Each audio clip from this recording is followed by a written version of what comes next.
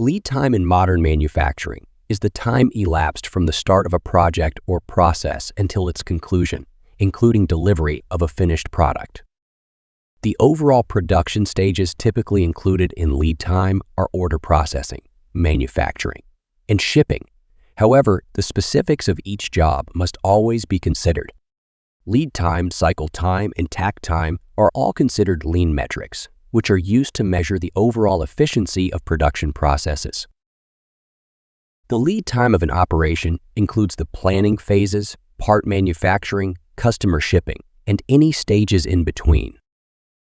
Cycle time, however, is primarily focused on the production stages. For example, each stage of a manufacturing process may have its own separate cycle time.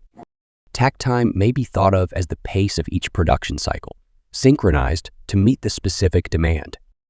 All three lean methods are represented on this bar graph. Each bar is an individual cycle time. The bars taken together make up the lead time, and the horizontal line represents the ideal takt time.